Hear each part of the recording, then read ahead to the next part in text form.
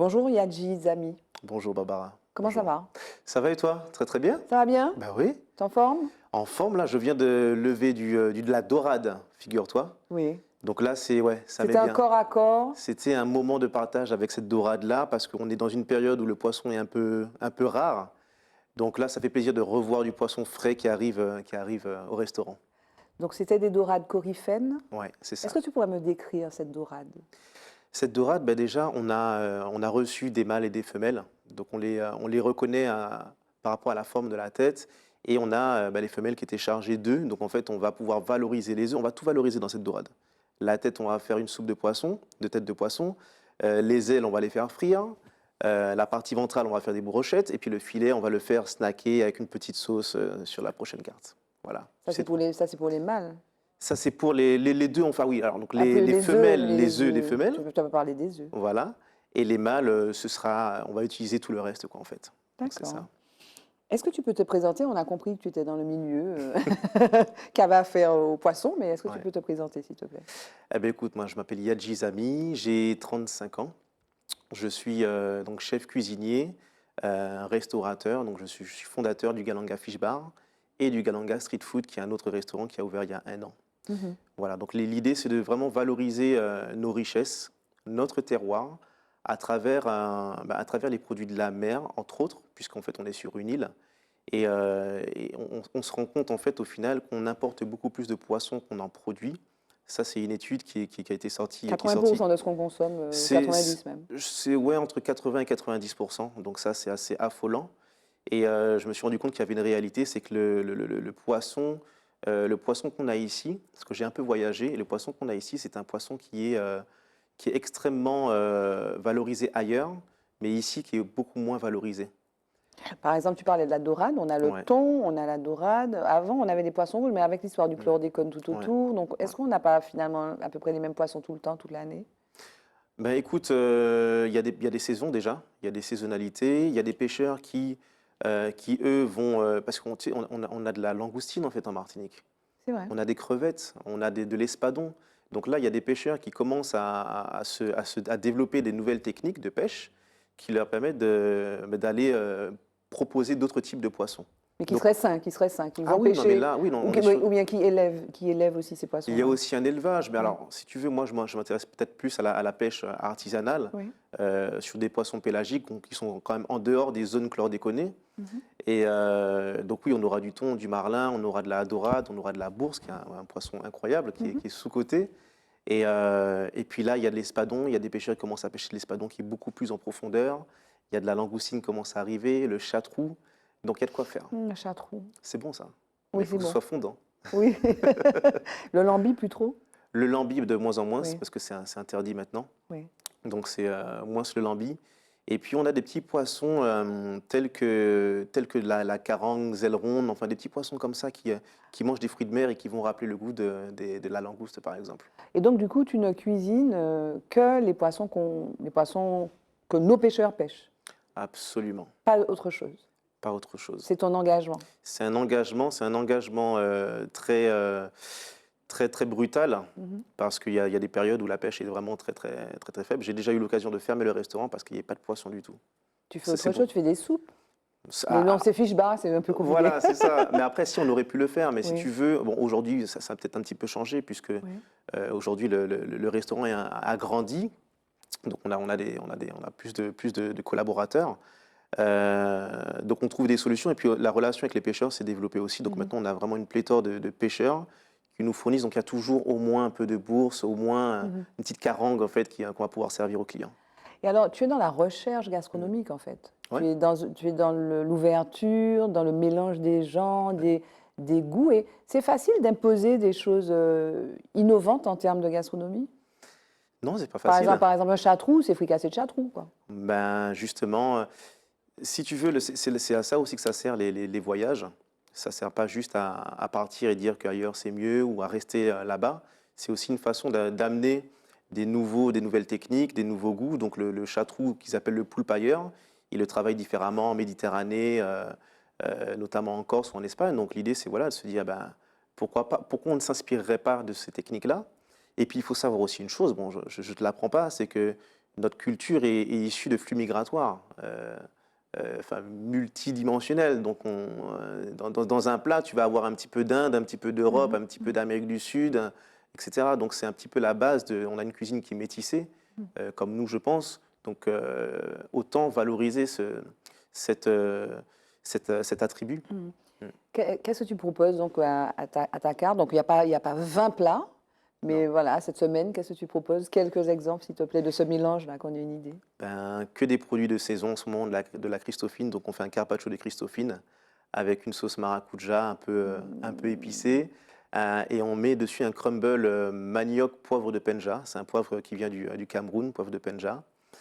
Qu'est-ce qu'on propose encore? On a une entrée autour de la papaye, papaye verte, en 3 textures, en velouté, en achar, qu'on connaît bien à La Réunion, et puis en petit filament bien frais par-dessus.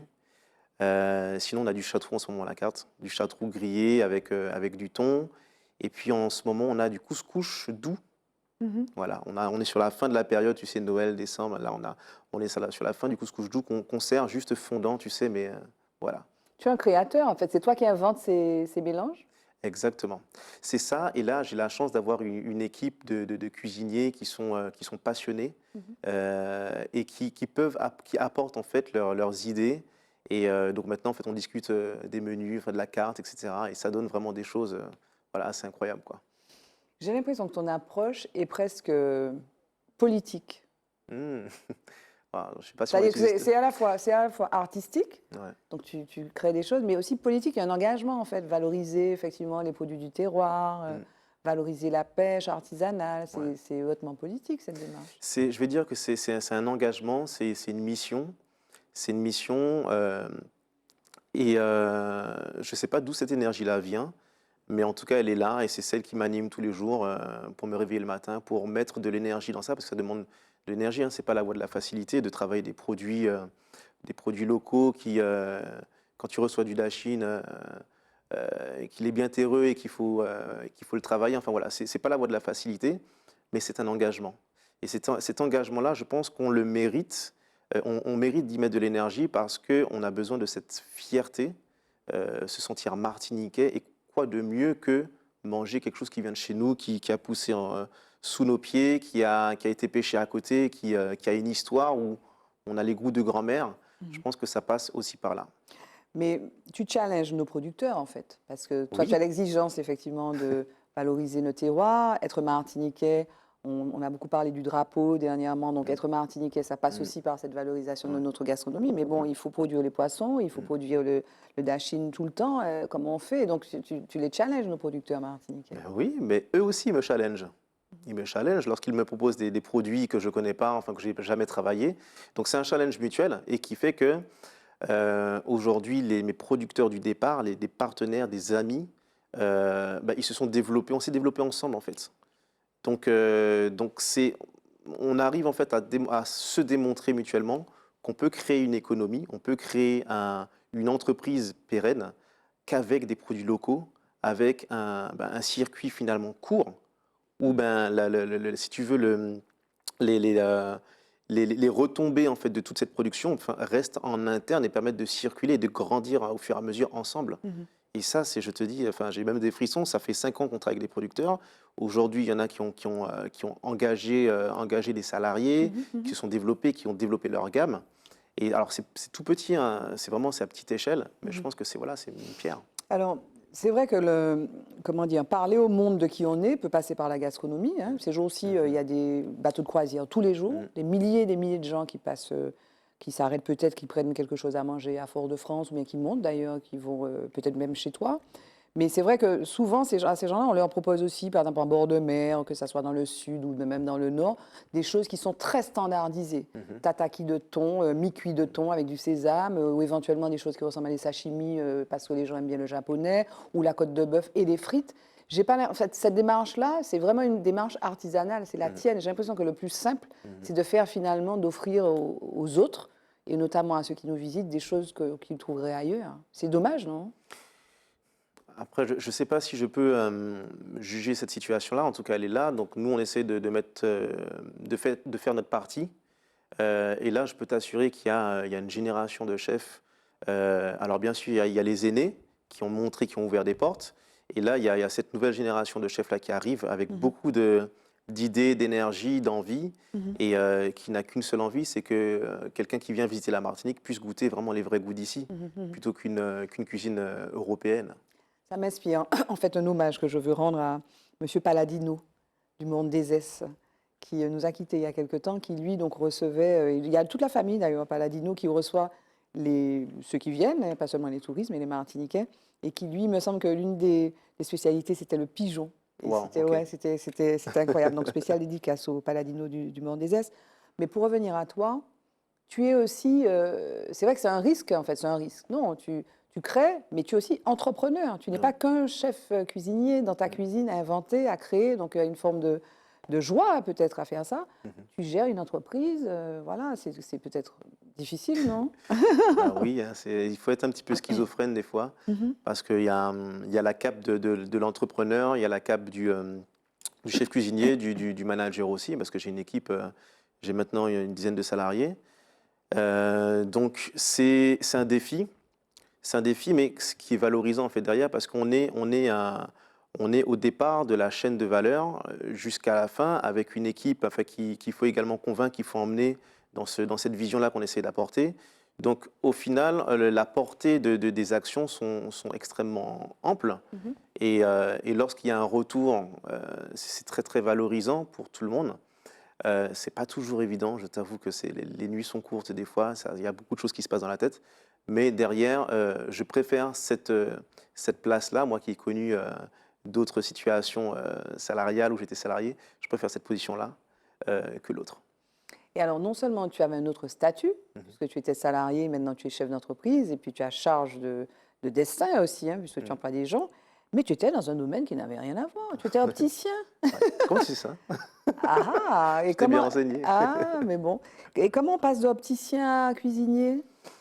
Eh ben, j'en avais assez de vendre des lentilles, donc j'en ai cuisiné, quoi. Non, j'aime bien dire ça pour Non, la mais c'est petite blague. joliment dit, C'est oui. ça, voilà, Oui. c'est ça.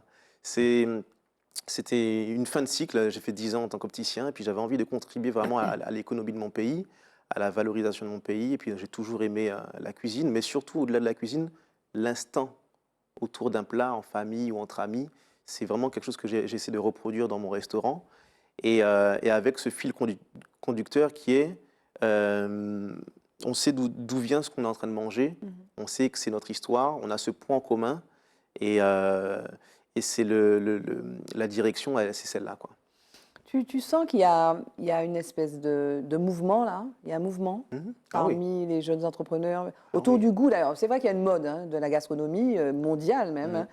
hein. Mais est-ce que tu sens ce mouvement ou Ah, mais oui? c'est plus qu'un mouvement, ça va se transformer en raz-de-marée, je pense. Mais oui, oui, il y a clairement un mouvement qui, depuis pas mal d'années, là, je pense qu'on commence à voir les résultats, parce que ça prend du temps. On commence à voir les résultats, et on a beaucoup de retours au pays de personnes qui avaient des postes très très bien, voilà, très très bien placés, mais qui reviennent ici pour revenir sur des choses peut-être un petit peu plus fondamentales, un peu plus terroir, qui reprennent les terres de leurs parents, les terres agricoles. Et on a des concepts aujourd'hui qui allient agriculture, digital, valorisation, transformation et marketing, réseaux sociaux. Ça, euh, c'est l'avenir, C'est quoi. le sens de l'histoire. C'est le sens. Mhm. C'est ce mouvement-là dont tu parles. Eh ben, je pense que ça va nous amener à quelque part. La suite donc c'est quoi pour toi? La suite pour moi, c'est de structurer. Parce que là tu avais le Galanga route de Oui, l'Union, oui. le Galanga Street food, street food Shellshare. derrière la Cité aux Anames et Oui. donc Mm. le Galanga où? Le Galanga ailleurs? Ouais, j'ai tendance à pas mettre de limites. Oui. Je pense que la vie est une question de rencontres, d'opportunités. Mhm. Et il faut être prêt voilà, à accueillir une opportunité qui se présente. Donc aujourd'hui, je ferme aucune porte, mais je pense que voilà, il y a quand même cette envie-là vraiment d'aller vers l'extérieur, montrer en fait notre valeur, Notre savoir-faire. notre savoir-faire. Je pense que ça passe aussi par là, ça passe aussi par des échanges avec l'extérieur pour mieux ensuite amener ça ici. Au fait, Galanga, c'est quoi? Ah, Galanga, je vais essayer de faire un résumé parce que c'est voilà, c'est le cousin du curcuma et du gingembre. Et c'est un rhizome que j'ai longtemps cherché dans mes voyages et que j'ai finalement trouvé en Martinique après tous ces voyages. Donc c'est une façon de dire qu'on a tout ici. Le mot de la fin, c'est quoi? Ben, c'est celui-là. On a tout ici. Merci Yann Gizami. Merci Barbara, merci.